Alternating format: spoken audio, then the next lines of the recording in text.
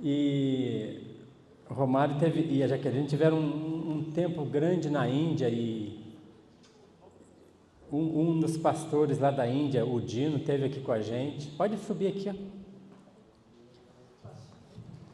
Eles não vieram no dia da inauguração, eu dei uma chamada de atenção nos dois, eles pediram perdão e vieram hoje. Brincadeira, viu, irmãos? E a gente tem carinho por eles, a gente sempre pede por eles. Eles estiveram com a gente no acampamento de jovens, né? Eles têm 3 filhas. Vou pedir para ele dar uma saudação para a igreja aí, Romário. Amém, bom dia, graças a Deus. É sempre uma alegria poder vê-los novamente, e agradecemos sempre a Deus pelas oportunidades que Ele nos concede, primeiro de estarmos vivos. Esse é o motivo de estarmos aqui glorificando o nome do nosso Senhor. E eu quero parabenizá-los a todos pelo tempo. Eu tenho certeza que a glória desse segundo será muito maior do que a primeira. Amém. Porque eu tenho observado muitos condomínios ao nosso redor, e eles um dia serão alcançados pela mensagem que nós temos em nossas mãos. Amém. Que é a salvação em Jesus Cristo. Amém. Enquanto os milhões e milhares de pessoas que nunca ouviram falar do Evangelho, Deus nos dá essa condição, Jorge, de estarmos aqui no meio deles, tão somente para falar uma palavra: Jesus Cristo te ama e Ele já pagou o preço pela sua vida. Amém. E parabéns, pastor Manuel, toda a equipe, pelo trabalho realizado. Obrigado também pela oportunidade. E para a surpresa de vocês, eu quero pedir oração por mim e pela IAC. Nós estamos completando 30 anos de casados. Oh, glória a Deus.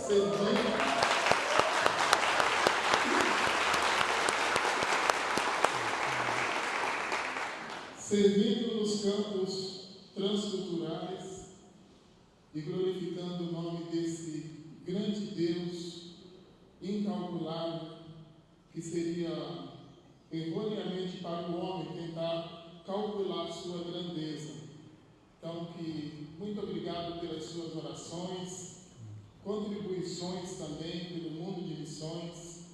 E o versículo que o Senhor colocou no meu coração para deixar a vocês é que nós somos como a árvore plantada juntos ao ribeiro, que dá o seu fruto no tempo certo. Amém. Então, nada é demorado em nossas vidas. Na hora certa e no tempo certo, o Senhor faz brotar os seus frutos. Amém. Deus abençoe mais uma vez. Se quiser cantar um bom dia. Eu quero agradecer. A gente não esperava, né? A gente veio só visitar vocês e parabenizar vocês pelo novo local. Está muito lindo. Parabéns mesmo ao trabalho, ao esforço. Que Deus continue abençoando a vida de vocês, multiplicando, que esse tempo fique pequeno, né? Que precisa aí aumentar para a glória do Senhor, que mais pessoas venham conhecer a palavra dele através de vocês, de todos vocês aqui. Parte da nossa viagem por causa disso, né? Nosso aniversário de casamento. Somos vizinhos, bem pertinho aqui. Quando a gente vier, a gente pode tomar um cafezinho juntos. E a gente agradece muito ao Senhor pela vida de vocês. Obrigada por todo o apoio, por todo o amor que essa igreja sempre teve por nós, pelo nosso ministério.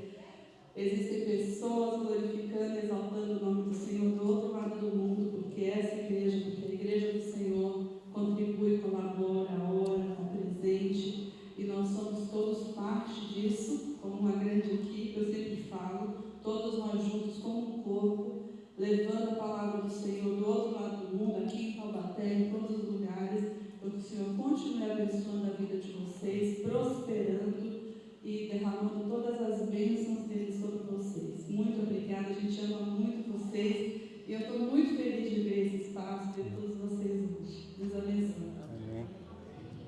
Quantos anos na Índia? Na Índia, 27 anos. 27 anos. Na Índia 15. Não, só, desculpa. Na Índia 15, 30 na Tailândia anos, né? 3 Marido vai e ficar... 2 anos e meio no Peru. O Romário, vocês estão vendo Total que já são- está mais para lá do que para cá. Ainda bem que tem a esposa ajudadora idônea. Total são quase 30 anos. Vamos ficar de pé, vamos orar por eles? Obrigado por vocês terem vindo, viu? Amém. É uma honra para nós recebê-los aqui. Vocês estão no nosso coração. Falando aqui algumas coisas. Pai querido, quero agradecer ao Senhor por essa manhã, porque a gente vai estar exaltando o Teu nome nessa manhã mesmo, porque o Senhor é digno de toda a honra e toda a glória. Mas também, Deus, na Tua palavra diz que a gente tem que honrar aqueles que Te honram. E o Romário, a Jaqueline e as meninas foram bênção na vida, e aí continua sendo bênção na vida daquele povo da Índia, que o Senhor deu tanto amor por eles, para os dois, a ponto deles saírem daqui do Brasil e ter um trabalho tão especial lá, e hoje o fruto da árvore que eles plantaram tem sido visto naquele lugar. Eu quero agradecer pela vida deles e que o Senhor continue abençoando e dando direção por Romário e Jaqueline na caminhada que eles continuam a ter com o Senhor. Agradeço mesmo por ele estar aqui e é um privilégio para nós recebê-los em nome de Jesus. Amém. Obrigada, pastor.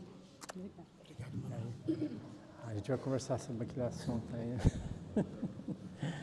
Ai, meu Deus. Então, as crianças vão sair agora, né? A salinha delas.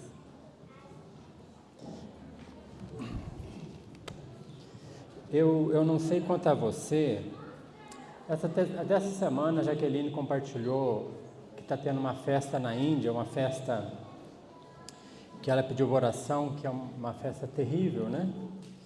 Mas desde a semana passada eu peguei a Dutra, né? E para ir para o sul de Minas, tanto na ida como na volta, uma coisa me chamou muita atenção, a Dutra cheia de peregrinos, né? E eu não sei qual é a sua reação com relação a quando você vê as pessoas caminhando pela Dutra, né? Pessoas às vezes com ferida nos pés, e eles fazem isso com uma dedicação àquilo que eles creem mas a nossa reação, qual que é a nossa reação com relação a essas situações? Na Índia, aí você vai perceber que o que eu estou falando, às vezes as coisas parecem tão absurdas para nós, mas não são absurdas para eles. Na Índia tem um deus que é o rato, não é, Romário? Então eles têm um templo para o rato, eles colocam leite numa pira, né? E colocam comida e o rato come, e aqui tem um homem que pega um pouco do leite que o rato está tomando e toma, e faz um gesto como se fosse agradecendo, né? Se o rato passa em cima do seu pé, é bênção. Quando a gente fala isso, parece um completo absurdo para nós. A gente, uma situação dessa, né, no extremo, ou a vaca também, que é um ídolo lá, se a vaca entra na sua casa, você não pode tocar ela, você tem que deixar ali que é bênção, né? Então são coisas assim, como é absurdo algumas situações que o ser humano vive, mas qual é a nossa reação? O que isso move o nosso coração? Esse texto lá em Atos capítulo 17, Paulo, as reações de Paulo é que me chama muita atenção. Eu queria que a gente lesse do 16 até o 34. Eu acho que vai transmitir aqui, né? Isso, para facilitar para você, mas seria bom se você tivesse a Bíblia, você abrisse a sua Bíblia em Atos 17, 16 a 34. Nós já oramos aqui com o Romário, né? Então vamos ler essa palavra, como que é relatado pelo Senhor aqui. Enquanto Paulo vos esperava em Atenas, o seu espírito se revoltava. Algumas versões fala que se indignava, né? Em face à idolatria dominante na cidade. Por isso dissertava na sinagoga entre judeus, gentios piedosos, também na praça, todos os dias, entre os que se encontravam ali. E alguns dos filósofos epicureus e estoicos contendiam com ele, havendo quem perguntasse: que quer dizer esse tagarela? E os outros diziam: parece um pregador de estranhos deuses, pois pregava a Jesus e a ressurreição. Então, tomando-o consigo, o levaram ao Areópago, dizendo: poderemos saber que nova doutrina é essa que ensinas? Posto que nos traze aos ouvidos coisas estranhas, queremos saber a quem vem a ser isso, pois todos os de Atenas e os estrangeiros residentes de outra coisa não cuidavam, senão de dizer e ouvir as últimas novidades.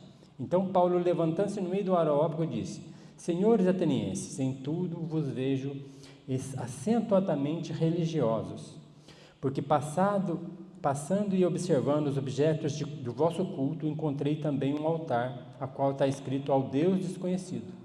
Pois esse que adorais sem conhecer é precisamente aquele que eu vos anuncio.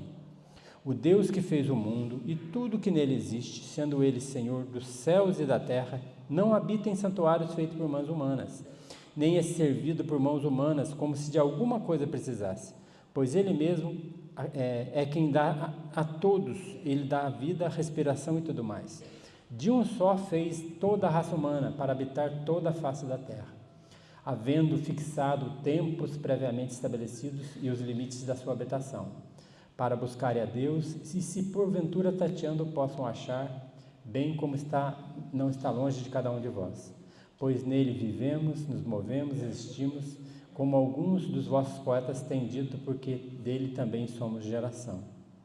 Sendo, pois, geração de Deus, não devemos pensar que a divindade é semelhante a ouro, prata ou pedra, trabalhados pela arte e a imaginação do homem. Ora, não levou Deus em conta o tempo da ignorância. Agora, porém, notifica aos homens que todos em toda parte se arrependam, porquanto estabeleceu um dia em que há de julgar o mundo com justiça, por meio de um varão que destinou a acreditar diante de todos, ressuscitando dentre os mortos. Quando ouviram falar de ressurreição dos mortos, alguns escarneceram, outros disseram: a respeito disso ouvimos em outra ocasião. E a essa altura Paulo se retirou no meio deles. Houve também, porém, alguns homens que se agregaram a ele e creram.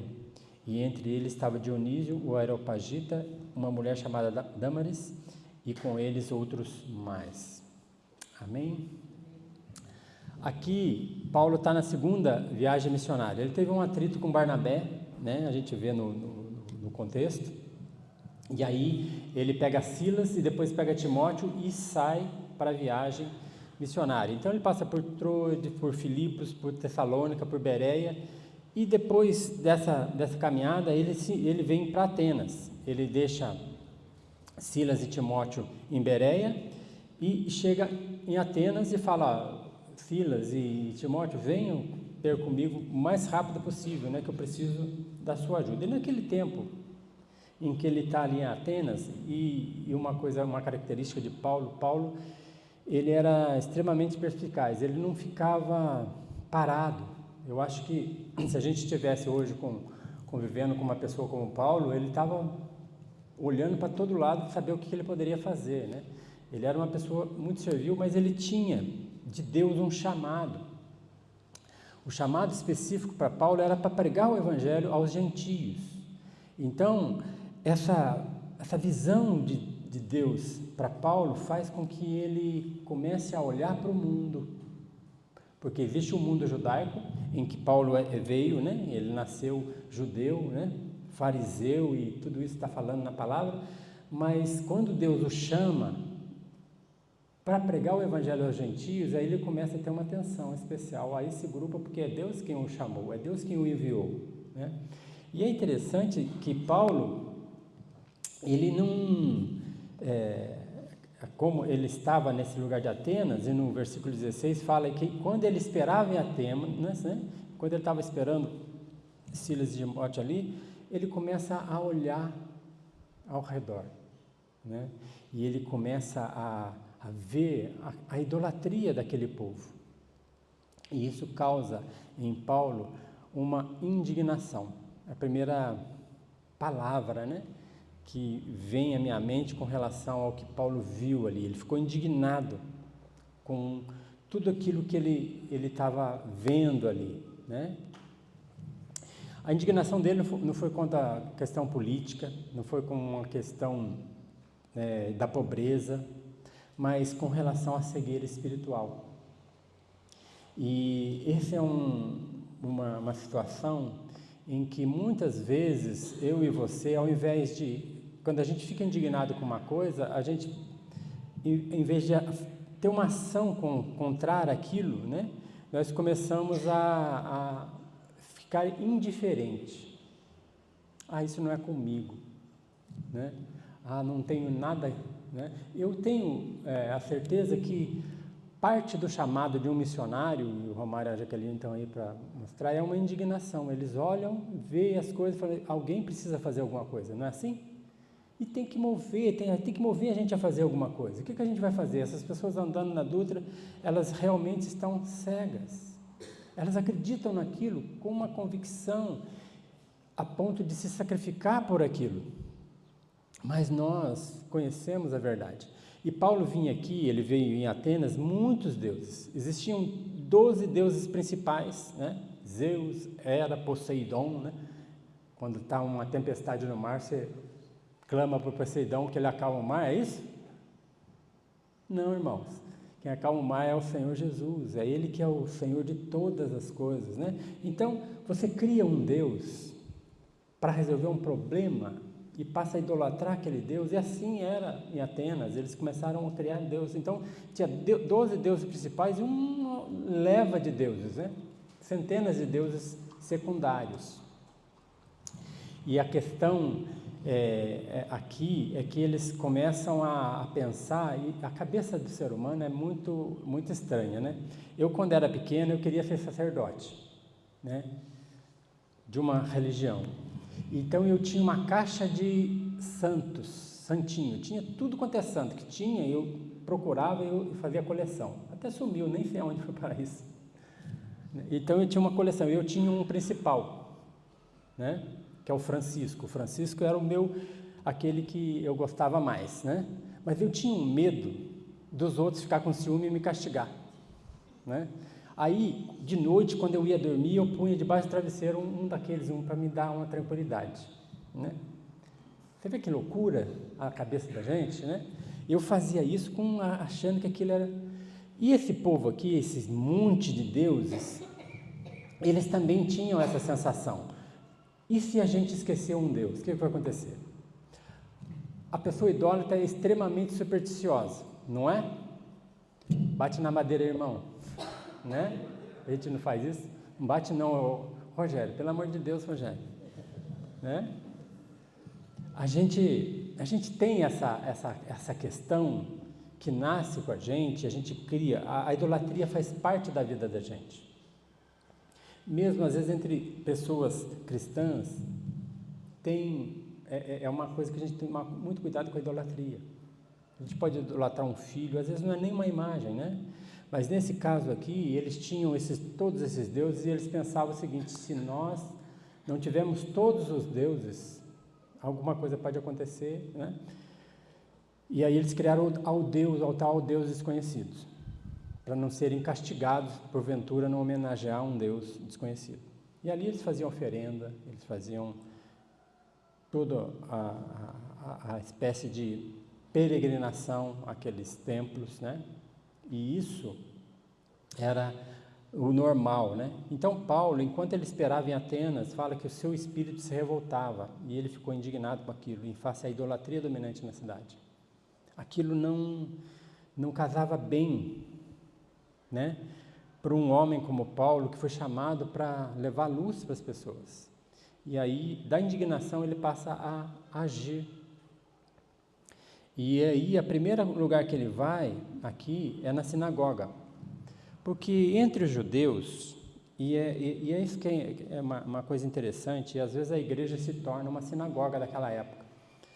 Eles se contentavam em ali adorar o Deus Jeová, né? Ler as escrituras e tudo, e não se indignava ou permaneciam insensíveis ao que eles estavam vendo. Então Paulo, ele fala, por isso, vendo todas as coisas, ele vai na sinagoga e ele começa a falar com essas pessoas.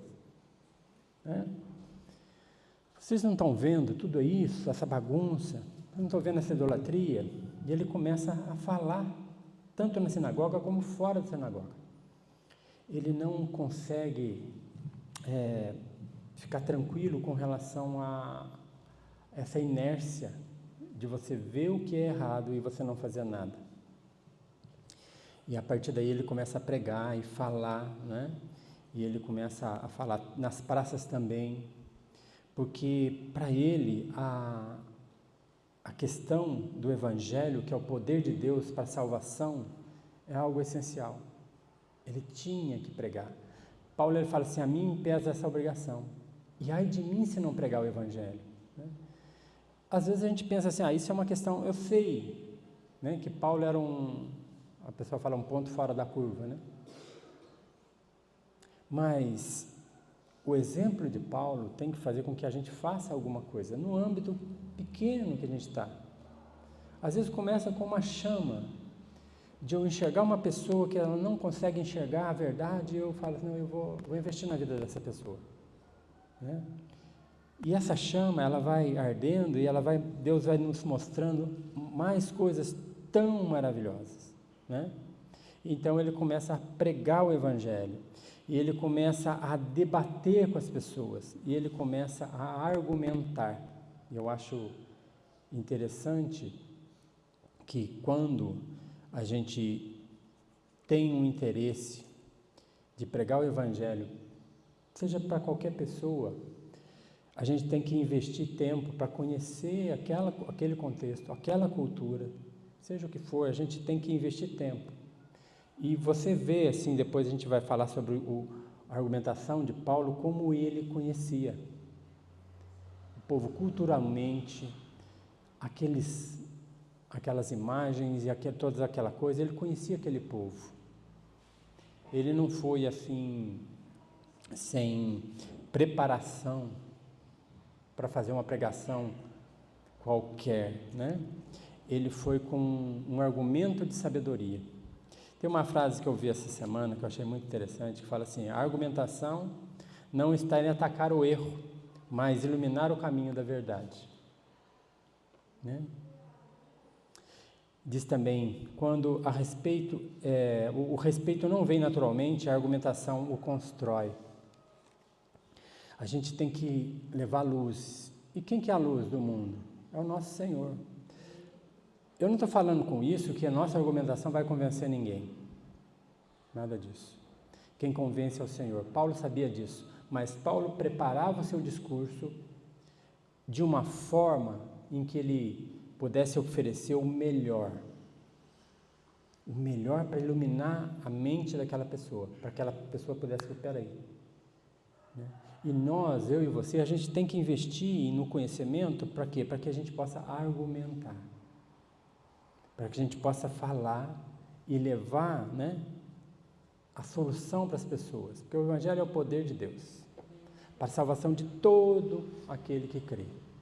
E lá Paulo fala em Romanos, primeiro do grego, primeiro do judeu, depois do grego. Então, assim como Paulo olhou para essa sinagoga, ele começou a falar e argumentar com essa sinagoga, porque essas pessoas, e o judeu, ele tinha essa questão, se você quiser seguir o judaísmo, você tem que se submeter a tudo que ele te oferece como lei, regras e tudo. É assim que é, né? Então, você tem que ir até ele e se submeter àquilo. E a palavra de Deus diz que não há quem busque a Deus, né? E a palavra de Deus também diz que Jesus veio buscar e salvar o que estava perdido, certo? Então, eu e você, como igreja, Deus deu essa tarefa, buscar e salvar o perdido. Ide por todas as nações, fazer discípulos de todas as nações, ensinando-as a guardar todas as coisas que você tem ensinado. Assim Jesus fala. Essa é uma tarefa, não é só de missionário, essa é a tarefa de cada um de nós.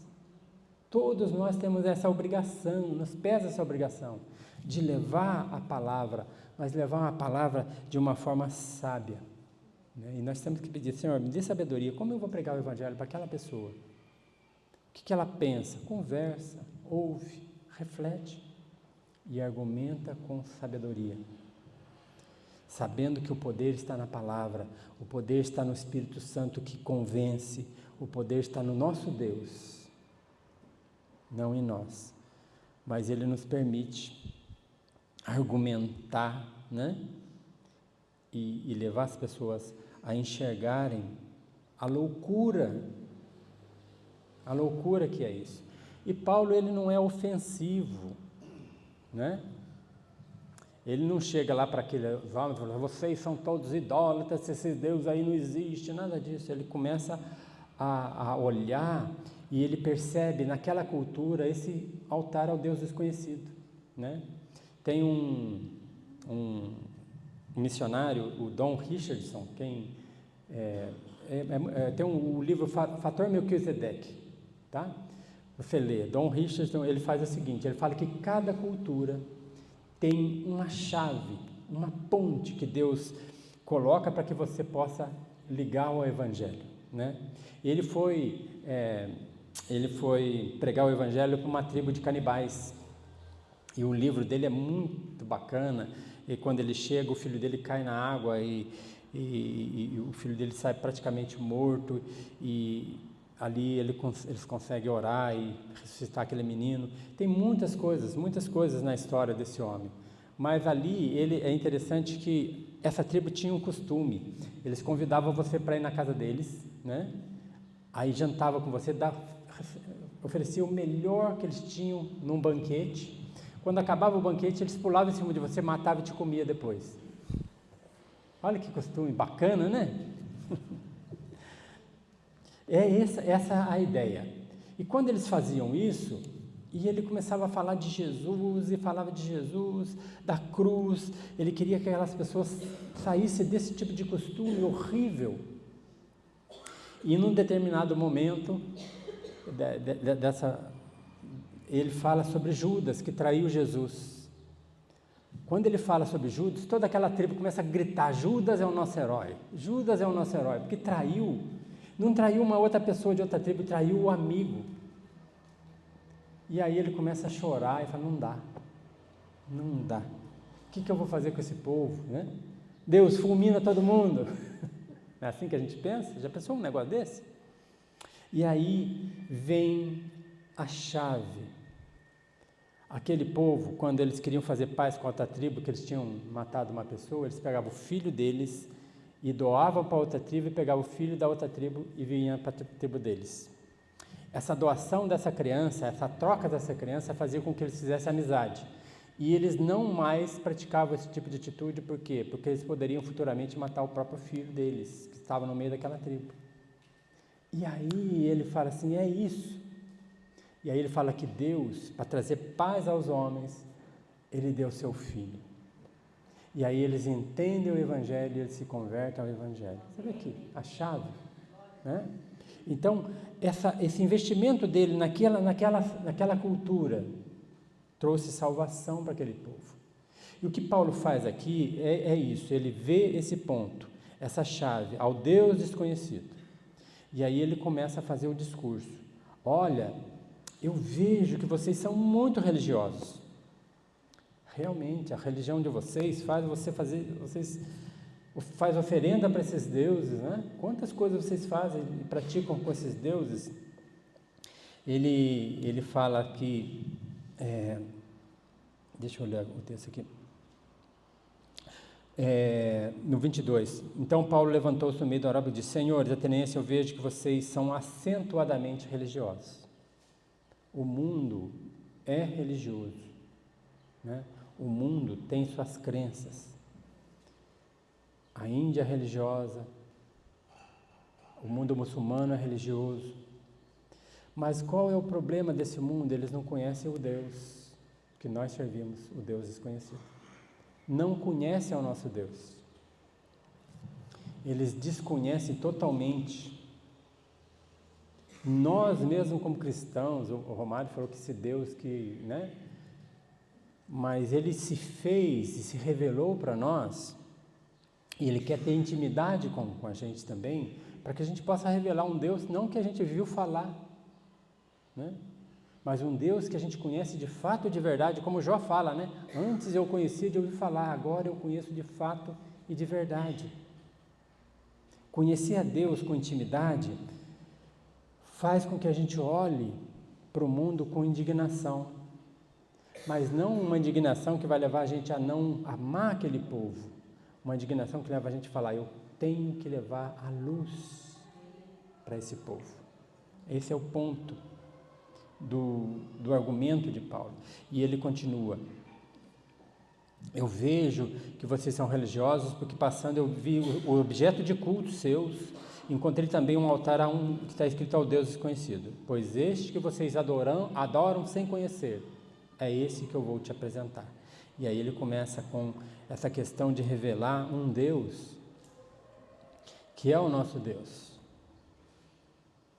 Um Deus soberano, todo-poderoso, em que às vezes a gente não teme o suficiente, né? Não teme esse Deus. E ele fala assim, o Senhor Deus que fez o mundo e tudo que nele existe, sendo ele Senhor dos céus e da terra. Lá em Gênesis fala isso, né? Haja luz, esse Deus que faz todas as coisas. Lá em João capítulo 1 fala, 1:3 fala sobre isso. Todas as coisas foram feitas por ele e sem ele nada do que foi feito se fez. Todas as coisas foram feitas por ele. Você está vivo hoje porque Deus te deu vida, né? A grandeza desse Deus é tão maior do que a gente entende, que ele fala assim, ele não habita em santuários feitos por mãos humanas. É um absurdo a gente falar que a gente vai trancar essa igreja e Deus vai estar aqui, trancado aqui nesse espaço. Não, esse espaço que nós fizemos aqui é para que a gente cultue esse Deus Todo-Poderoso, mas Ele habita em nós, né? E saindo daqui desse espaço, tem pessoas aí que precisam ouvir desse Deus, pessoas que precisam ter a revelação de quem é esse Deus. É o que Paulo está fazendo aqui, ele começa a falar para essas pessoas, e essas pessoas começam a ouvir e começam a perceber que o argumento de Paulo leva a eles olhar para os seus deuses, para os seus ídolos, e falar, nossa, isso não tem sentido mais. E aí tem reação, as pessoas começam a reagir, né? Uns vão aceitar, outros não, mas importa é o argumento de Paulo. Ele fala, ele não é servido por mãos humanas, como se alguma coisa precisasse. Eles levavam as oferendas para aquele Deus e se colocavam ali para Deus, né? E a gente vê muito isso hoje, pessoas que fazem oferenda para Deus, sacrifícios para Deus. E Paulo está falando, ele é quem dá todas as coisas a vocês, inclusive a respiração, né? Se você respirou hoje de manhã, é porque Deus teve misericórdia e cuidou de você. Você está aqui hoje porque Deus te trouxe aqui. Tudo mais, né? Ele fala de um só, fez toda a raça. Ele fala lá de Adão, né? Através de Adão, que ele deu o fôlego de vida para Adão, e Adão veio a existir. Depois ele faz Eva da costela de Adão, e aí ele cria a família e todas essas coisas, né? É um absurdo a gente achar que nós podemos, na nossa mente, construir um Deus. É Ele que se revela para nós.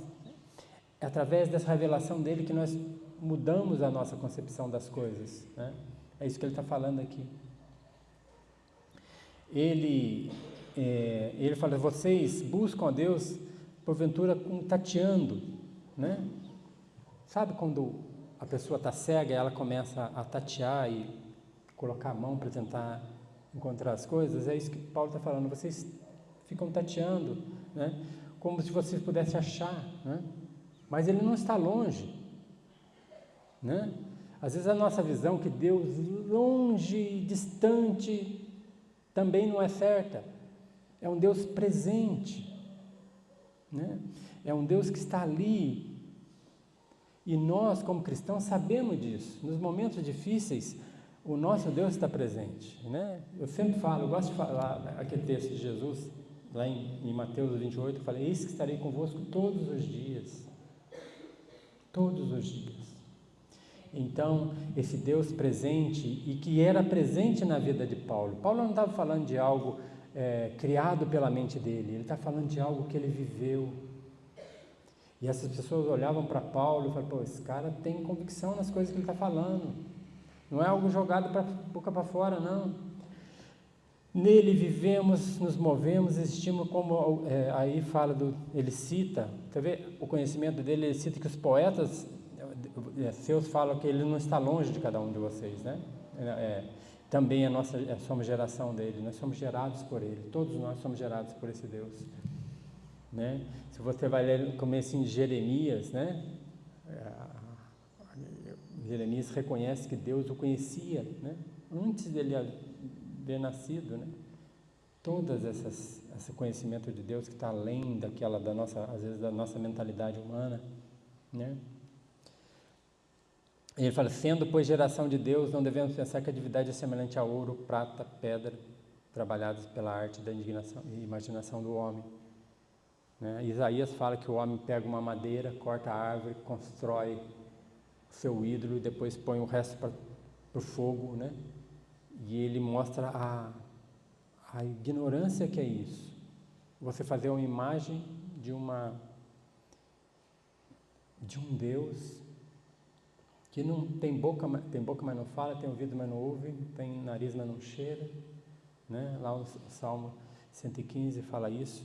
Então a gente começa a olhar esse Deus tão grande, né? Naum fala que as nuvens são a poeira dos pés do Senhor. Não é assim que, então é poeira, não, é uma coisa assim, como que eu vou descrever um Deus tão grandioso? As nuvens que a gente vê são poeira dos seus pés, né? É uma maneira de você fazer uma poesia com relação à grandeza de Deus.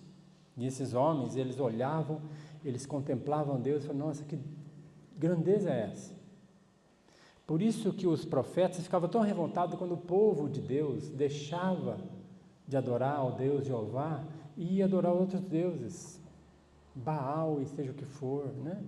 Eles ficavam tão revoltados, né? Algum deles queria dar uma coça no povo, né? Elias, ele queria dar uma coça naquele povo. Eliseu também, Eliseu era mais duro ainda que Elias. Mas eles olhavam as pessoas deixando um Deus vivo, verdadeiro, trocando por um ídolo que nada é, né? E aí ele vem falando que esse Deus, apesar da grandeza dele, ele é acessível a nós. Acessível. E essa questão do Deus que busca o homem, um Deus que tira das trevas para a luz, um Deus que se revela para o homem, é isso que Paulo está anunciando para essas pessoas, né? E aí ele fala assim, e Deus não tomou em conta o tempo da ignorância. Agora, porém, né? Agora, porém, existe um juízo de Deus. Por isso que há uma urgência na pregação do Evangelho. Deus, ele, no tempo de julgamento dele, ele vai julgar as pessoas conforme as suas obras. E ele olha para essas pessoas que estão enganadas, né? Estão sendo enganadas pelo diabo, estão enganadas pelo próprio coração. Vai ter um juízo. Por isso que há uma urgência. Paulo, ele vivia como se o Senhor viesse agora. Por isso que ele se indignava. Não era uma coisa assim, a Paulo falava, Senhor, será que ele vai voltar? Não, ele vivia dessa forma. Jesus não voltou ainda, irmãos. Mas ele vai voltar, amém, irmãos? Querem nisso? Se ele vai voltar, e ele pode voltar em qualquer momento, o que é importante para nós? E aí ele fala assim, olha, agora vocês têm que tomar uma decisão. Ele diz aos homens em todos os locais que se arrependam. Vem com o Evangelho. Se arrependam da sua idolatria, se arrependam dos seus pecados. A mensagem do arrependimento foi pregada por Jesus, por João Batista e por todos os discípulos. Arrependei-vos e crede no Evangelho. Essa é a mensagem do juízo de Deus, que vai ter o tempo em que Deus vai julgar todos os homens. E a nossa paz está em crer em Cristo, depositar nossa confiança toda nele, não em nós mesmos, né? E aí ele vem falando no 31, porquanto estabeleceu um dia que há de julgar o mundo com justiça por meio de um varão que destinou e acreditou diante de todos, ressuscitando dentre os mortos. Então Jesus, ele veio, se revelou aos homens, o Verbo se fez carne e habitou entre nós, cheio de graça e de verdade, e ele pregou o Evangelho, ele ensinou os discípulos a pregar o Evangelho, né? Mas ele vai voltar um dia como juiz, né? E é isso que nós temos que pensar. Às vezes você pode estar pensando assim, nossa, mas eu já falei tanto com a minha família, eu já falei tanta gente, eu falei, eu já argumentei, eu preparei o melhor argumento do mundo. Ora, continua orando, que uma hora você vai ter uma outra oportunidade, porque Deus não desistiu de falar com essas pessoas, e é Ele que convence, e Ele não desistiu, Ele toca no coração. Por isso que Paulo falava, sabe, ele falava tranquilo, não é com ansiedade. Você vê que aqui, depois que ele fala, né, alguns escarneceram dele, outros falaram, vamos ver outra ocasião. Essa altura Paulo se retirou, mas eu já fiz o que eu tinha que fazer, eu falei, eu argumentei, eu fiz a melhor maneira possível, eu coloquei aquilo que o Senhor me mandou fazer, agora eu me retiro e fico tranquilo, né? E uma coisa que eu acho interessante, né, é que no 34 fala assim, houve, porém, alguns homens que se agregaram a ele e creram.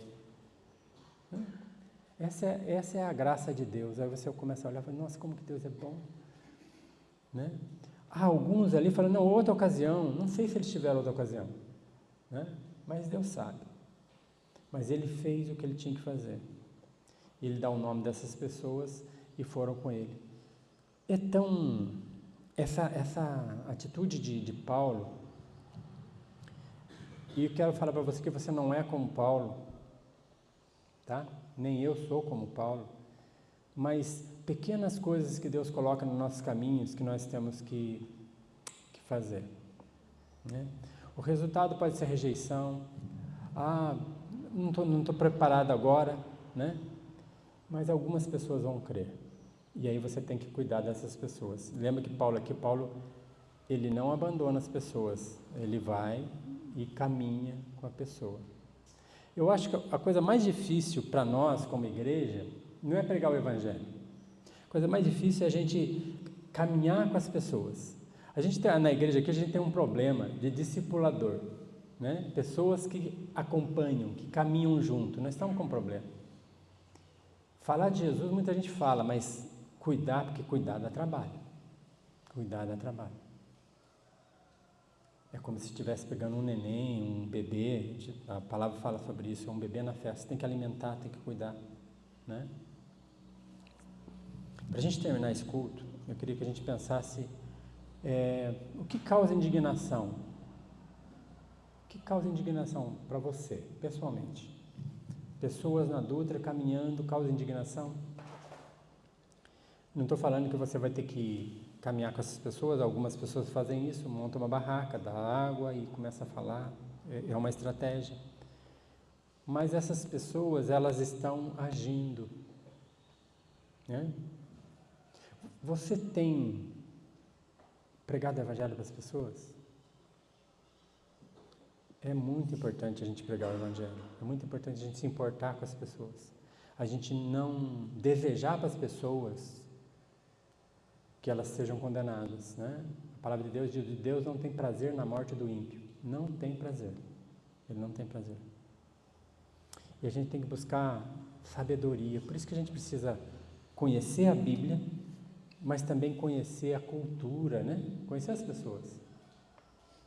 quando você fala com uma pessoa, ela percebe que você conhece o contexto dela, ela... Né? Vou contar a história de uma pessoa que foi para a Índia antes do Romário, né? William Carey, né? Em 1761 ele nasceu e morreu em 1834. Morreu com 72 anos. Ele viveu 40 anos na Índia. Ele traduziu a Bíblia inteira em 5 idiomas. E partes da Bíblia em 20 línguas diferentes. Ele era um cara de Harvard, será? Não, ele era um sapateiro. Um sapateiro que ouviu no Evangelho e um dia Deus tocou para ele para olhar para a Índia. E ele ficou indignado com o que ele ouviu falar daquele continente. Ele era um batista, né, numa igreja na Inglaterra, e ele faz um globo de couro, né? Ele pega o couro, que ele é sapateiro, e começa a desenhar os continentes naquele globo. E ali ele começa a orar por aquele globo. E aí ele vai para a igreja e fala assim: eu tenho chamado para a Índia, vocês me enviam, né? E aí algumas pessoas, né, daquela igreja falam para ele assim: se Deus quiser salvar o povo indiano, ele vai salvar, não precisa de você. Às vezes a gente pensa nisso, né? Se Deus vai salvar, ele vai fazer. Sim, ele não precisa de nós. Não precisa. Mas ele enviou a igreja para pregar. Não é assim? Ou não? Ele não chamou você para ficar só na igreja aqui? Não, Deus sabe todas as coisas, Ele é soberano, Ele faz. Ele quer te usar como instrumento dele. Por quê? Se você não tem nada para oferecer. Você tem para oferecer o Evangelho. Ele te salvou. Você é a luz, você é sal. Amém, irmãos? Então, o William Carey, ele começa a orar, e aí algumas viúvas da igreja e algumas pessoas da igreja começam a falar: não, nós vamos te enviar. E a vida dele é uma vida cheia de lutas. Mas olha que interessante, ele entra numa cultura que tinha castas, e tem castas até hoje, certo, Romário? Até hoje tem. E ali tinha um costume que quando o marido morria, né, ele era cremado, e a mulher dele, a viúva, era cremada junto. Olha, vai ficar né, felizes para sempre e até a eternidade, não é assim? Já pensou? Né? Morre o marido e é cremado. Aí ele fez uma luta grande diante do Evangelho para que esse costume fosse abolido, e conseguiu, né? Outra coisa que ele lutou contra o casamento de crianças. Agora você imagina, um cara de 80 anos casa com uma menina de 5, 6 anos. Ele morre e ela era cremada junto. É um absurdo, não é um absurdo para nós? Não é um costume absurdo? Por isso que esse Deus maravilhoso que nós cremos, Ele muda tudo aquilo que não presta no ser humano. Tudo aquilo na cultura que não presta. Quando o Evangelho entra, ele transforma. Infanticídio de índios, né? A Patrícia tanto falou para a gente orar, que a mãe, quando nascia uma criança que não era um menino, e o pai queria um menino e era uma menina, deixa cair, né? Cultura, irmãos. Tem gente que fala: não, vamos respeitar a cultura. Não. Indignação que leva a ação. Eu vou trabalhar para que as pessoas não façam isso, né? Ele é considerado o pai das missões modernas. Ele influenciou um senhor chamado Henry Martyn, Adoniram Judson e David Livingstone. Esses homens foram missionários também. E através do exemplo desse homem, William Carey, eles começaram a trabalhar em missões. Indignação. Isso não pode estar acontecendo sem que eu faça nada. Pelo menos começa a orar, irmãos. Começa a orar. Começa a orar, clamar a Deus. Deus, abre os olhos dessas pessoas. Quando você começar a orar, e você tiver intimidade com o Senhor, Ele vai te mostrar algumas coisas que você tem que fazer, coisas pequenas. Ele vai te colocar uma pessoa no caminho que você vai pregar o Evangelho, e aquela pessoa vai olhar e vai falar: nossa, né? Ele vai te usar com um argumento, né? Como eu falei naquela frase. O argumento não está em atacar o erro, né? Mas iluminar o caminho da verdade. É lógico que você vai acabar atacando o erro. Paulo, você vê que aqui ele não falou, vocês são idólatras, vão para o inferno, não. Ele falou, agora é o tempo do arrependimento. Agora é o tempo de vocês olharem para isso tudo que eu falei, enxergar um Deus que vocês não conheciam, mas eu estou mostrando para vocês quem Ele é, e seguir a esse Deus. Né? Mas às vezes a gente vive num Deus que nós conhecemos como se Ele fosse desconhecido de nós mesmos. E esse é o maior problema nosso. Se nós conhecemos esse Deus, como nós conhecemos, nós temos que fazer algo da nossa vida. Hã? Amém? Vamos orar?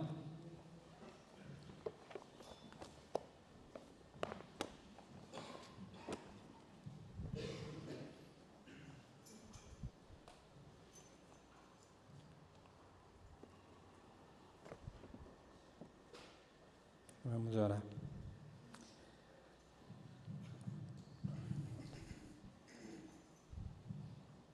E eu queria que você colocasse nessa oração a sua vida diante desse Deus.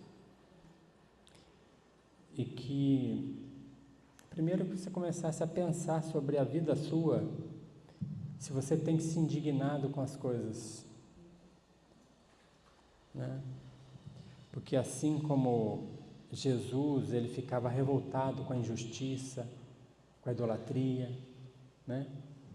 Nós também temos que ficar revoltados com todas essas coisas que nós temos visto. Não tem como a gente ficar impassível, mas como que a gente vai tirar a pessoa dessa cegueira?